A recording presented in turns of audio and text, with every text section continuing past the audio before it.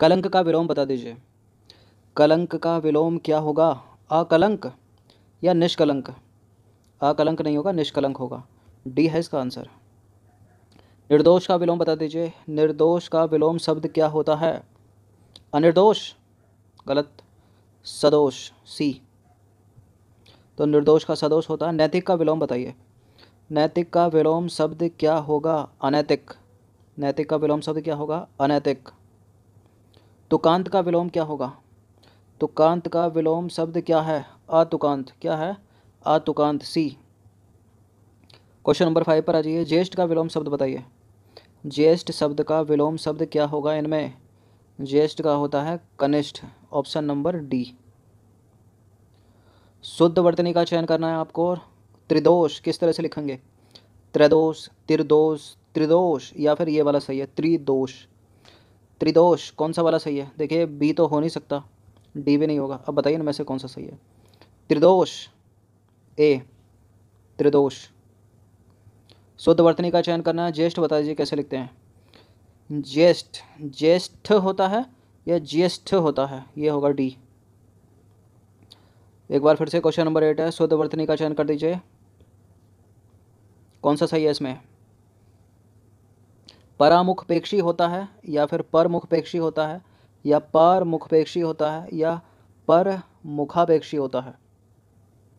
ये वाला सही हो जाएगा, सी, परमुखापेक्षी। क्वेश्चन नंबर 9 पर आ जाइए। प्रधानमंत्री ने मंत्रिमंडल की बैठक की अध्यक्षता की। मंत्रिमंडल की शुद्ध वर्तनी कौन सी है इनमें? कैसे लिखा जाएगा शुद्ध मंत्रिमंडल? देखिए लिखने को तो आप इस तरह से भी लिख देते हैं मंत्रिमंडल, ये तो गलत है। एक ये तरीका है, एक ये है। बताइए इनमें से कौन सा सही है? देखिए ये शुद्ध वर्तनी नहीं है, ना ही ये शुद्ध वर्तनी है, ये वाली शुद्ध वर्तनी है, मतलब सी हो जाएगा इसका, मंत्रिमंडल। क्वेश्चन नंबर 11 से 15 तक कुछ निर्देश हैं। रेखांकित वाक्यांश के लिए एक शब्द का चयन करना है। तो 11 से 15, 11 में क्या आ जाता है? ईश्वर को ना मानने वाला।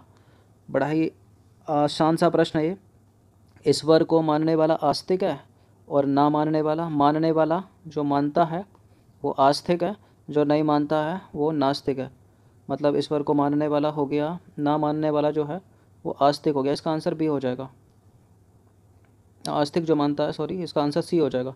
ईश्वर को ना मानने वाला नास्तिक और जो मानता है वो आस्तिक। जो मानता आस्तिक, जो ना मानता नास्तिक, सी।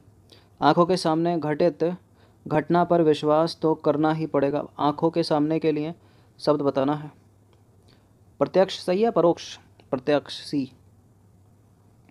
क्वेश्चन नंबर 13 पर आ जाइए। विधानमंडल द्वारा पारित या स्वीकृत विधि क्या कहलाएगी? नियम, अध्यादेश, विनियम, अधिनियम। क्या कहलाएगी? अधिनियम, ऑप्शन नंबर डी। जिसने देश के साथ विश्वासघात किया हो, विद्रोही? नहीं, विश्वासघाती नहीं, देशद्रोही, सी। जिसके आर पार देखा जा सके, ये तो आसान सा प्रश्न है। जिसके आर पार देखा जा सके, पारदर्शी। जिसके आर पार ना देखा जा सके, अपारदर्शी। क्वेश्चन नंबर 16 पर आ जाइए। निम्नलिखित में तत्सम शब्द बताना है आपको। तत्सम शब्द ऐसे शब्द हैं जो संस्कृत से आए हैं और सामान्य बोलचाल की भाषा के शब्दों को तद्भव शब्द कहते हैं, जिनकी उत्पत्ति का पता नहीं। और तत्सम शब्दों की उत्पत्ति संस्कृत शब्दों से हुई है। इतवार एक तद्भव शब्द है, सामान्य बोलचाल का शब्द। हुलास तद्भव शब्द है। अचरज तद्भव शब्द है।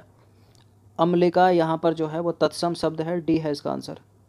तो अम्लिका एक तत्सम शब्द है, इसका तद्भव होता है इमली। क्वेश्चन नंबर 17 पर आ जाइए। निम्न में तद्भव शब्द बताना है, यानी सामान्य बोलचाल का शब्द। कागज एक तद्भव शब्द है। घोड़ा एक तद्भव शब्द है, घोड़े का तत्सम घोटक होता है। चौकोर भी एक तद्भव शब्द है। ये सारे के सारे तद्भव हैं, डी है इसका आंसर। तो देखिए कागज एक तद्भव शब्द है, इसका तत्सम बनेगा कज्जल। चौकोर एक तद्भव शब्द है, इसका तत्सम बनेगा चतुष्कोण। घोड़ा एक तद्भव शब्द है, इसका तत्सम बनेगा घोटक। क्वेश्चन नंबर 18 पर आ जाइए। निम्नलिखित में से तत्सम शब्द का चयन करना है आपको। सलाई, शीतल, सांस, सौभाग्य। इसमें जो तत्सम शब्द यानी संस्कृत का शब्द कौन सा है इसमें? देखिए ये जो सौभाग्य शब्द है ये इसमें तत्सम शब्द होगा। बाकी सलाई, शीतल, सांस जो है ये तद्भव शब्द हैं, तत्सम नहीं है। तो देखिए सौभाग्य तत्सम शब्द है, इसका तद्भव होता है सुहाग। अन्य शेष तद्भव शब्द हैं, जैसे सलाई तद्भव है, सलाकी का तत्सम है, सांस का श्वास तत्सम है, शीतल का शीतल तत्सम है, याद रखिएगा। नंबर 19 पर आ जाइए। इनमें तद्भव शब्द का चयन करना है, यानी सामान्य बोलचाल का शब्द। मृगांक एक तत्सम शब्द है, मृत्तिका तत्सम शब्द है, रात्रि तत्सम शब्द है, रात्रि का तद्भव रात। जोगी एक तत्सम शब्द है, जोगी एक तद्भव शब्द है यहाँ पर। तो इसका आंसर क्या हो जाएगा? Option number D. तो जोगी एक तद्भव शब्द है, इसका तत्सम बनेगा योगी। क्वेश्चन नंबर 20 पर आ जाइए। बिहारी किस प्रकार का शब्द है, बताइए, इंपॉर्टेंट है। बिहारी किस प्रकार का शब्द है? बिहारी एक तत्सम शब्द है। क्वेश्चन नंबर 21 पर आ जाइए। निम्न में विशेष शब्द कौन सा है? विशेष शब्द कौन सा है इनमें? देखिए सुंदर, कोई लड़का सुंदर या कोई महिला सुंदर। लघु है, कोई लंबा है, ये सब क्या है? एक तरह से विशेषता बता रहे हैं, गुणवाचक विशेषण है। जो ललिता यहाँ पर यह विशेष्य है, तो इसका आंसर क्या हो जाएगा? ऑप्शन नंबर ए हो जाएगा। तो देखिए ललिता जो है वो विशेष है, अन्य सभी विशेषण है। निम्न में से विशेष्य नहीं है, बताना है विशेष्य कौन सा नहीं है 22 में। आत्मा, कल्पना, खर्च, उपार्जित। विशेष्य कौन सा नहीं है इसमें? देखिए आत्मा विशेष है, खर्च विशेष है, कल्पना विशेष है, लेकिन उपार्जित विशेष नहीं है। उपार्जित जो है विशेषण शब्द है, जबकि अन्य 3 विशेष हैं। क्वेश्चन नंबर 23 पर आ जाइए। निम्नलिखित में से विशेषण शब्द है, विशेषण शब्द इनमें से कौन सा है? अपेक्षा, अध्यात्म, उपन्यास या आग्नेय।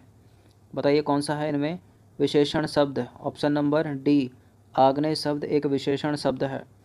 तो आग्नेय विशेषण है, अन्य सभी हैं विशेष।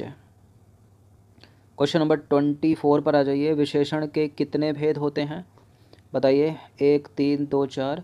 विशेषण के 4 भेद होते हैं, ऑप्शन नंबर बी है इसका आंसर। तो विशेषण के 4 भेद होते हैं। सार्वनामिक विशेषण यानी गुणवाचक विशेषण, संख्यावाचक विशेषण और परिमाण बोधक विशेषण। ये पूछा नहीं जाएगा, बस याद रखिए इसको। पूछा तो जा सकता है ना, विशेष विशेषण तो है ही इसमें। हाँ तो बिल्कुल पूछा जा सकता है, याद रखिए। सार्वनामिक विशेषण, गुणवाचक विशेषण, संख्यावाचक विशेषण, परिमाणवाचक विशेषण। प्रतिदिन किस प्रकार की क्रिया विशेषण है? प्रतिदिन किस प्रकार की क्रिया विशेषण है? रीतिवाचक, स्थानवाचक, परिमाणवाचक या फिर कालवाचक? कालवाचक विशेषण है, इसका आंसर हो जाएगा क्या? बी। अंकलेश पर्यायवाची शब्द है, पर्यायवाची स्टार्ट हो गए यहाँ से। बादल का, चपला का, कुबेर का, कल्प वृक्ष का। अंकलेश नहीं, अलंकेश किसका है इनमें बताइए? अलंकेश है कुबेर का, कुबेर का पर्यायवाची है अलंकेश। तो कुबेर के अन्य पर्यायवाची देख लीजिए। एक तो अलंकेश हो गया, किन्नर नरेश, और क्या होता है? किन्नर नरेश होता है, धनराज होता है, धनेश होता है, धनाधीप होता है, किन्नर पति भी बोलते हैं कुबेर को ही। असुर का पर्यायवाची शब्द इसमें कौन सा नहीं होगा? असुर को दानव बोलते हैं, असुर को दनिज बोलते हैं, दैत्य बोलते हैं, और क्या बोलते हैं असुर को? असुर को राक्षस भी बोलते हैं, लेकिन यक्ष नहीं बोलते असुर को। तो असुर के अन्य पर्यायवाची देख लीजिए। यातुधान, निशीचर, रजनीचर, तमचर, राक्षस इंपॉर्टेंट है। अब राक्षस, तमचर इनको तो पता है अधिकतर, और एग्जामिनर कहाँ से उठाएंगे? यातुधान, रजनीचर, इनसे। रजनी रात को होती है ना, रात में चलने वाला। अनुचर का पर्यायवाची शब्द नहीं है इनमें। अनुचर का मतलब हो गया दास यानी नौकर। तो चाकर है अनुचर का, भृत्य है अनुचर का, और सेवक है अनुचर का, लेकिन निर्झर नहीं है अनुचर का। तो अनुचर के अन्य पर्यायवाची शब्द दास हो गया, नौकर हो गया, परिचारक हो गया। क्वेश्चन नंबर 29 पर आ जाइए। अनुपम का पर्यायवाची शब्द कौन सा है इनमें?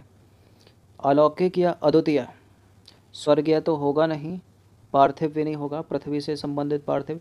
अनुपम का क्या होना चाहिए? अद्वितीय। ऑप्शन नंबर डी, अनुपम मतलब अद्वितीय। क्वेश्चन नंबर 13 पर आ जाइए। 30वां प्रश्न, अंतिम प्रश्न है ये। निम्नलिखित में से कौन सा विकल्प किरण का पर्यायवाची शब्द नहीं है? किरण का पर्यायवाची शब्द यहाँ पर रश्मि होगा, प्रकाश होगा प्रकाश, अंशु होगा, और म्यूक। देखिए प्रकाश किरण का पर्यायवाची नहीं है, किरण का पर्यायवाची प्रकाश नहीं है यहाँ पर, किरण का पर्यायवाची प्रकाश नहीं है। म्यूख किरण का पर्यायवाची है, रश्मि किरण का पर्यायवाची है, अंशु किरण का पर्यायवाची है, इसके अलावा मरीचि किरण का पर्यायवाची है, कर किरण का पर्यायवाची है, ज्योति किरण का पर्यायवाची है, दीप्ति किरण का पर्यायवाची है, प्रभाभी किरण का पर्यायवाची है। तो प्रकाश किसका हो गया? रोशनी का, रोशनी का पर्यायवाची हो गया प्रकाश। बाकी किरण के हो गए मयूख, रश्मि, अंशु, और क्या हो गए? मरीचि, कर, ज्योति, दीप्ति और प्रभा। तो 30 प्रश्न थे इंपॉर्टेंट, अच्छे से इसका रिवीजन कर लीजिएगा समीक्षा अधिकारी के लिए। धन्यवाद।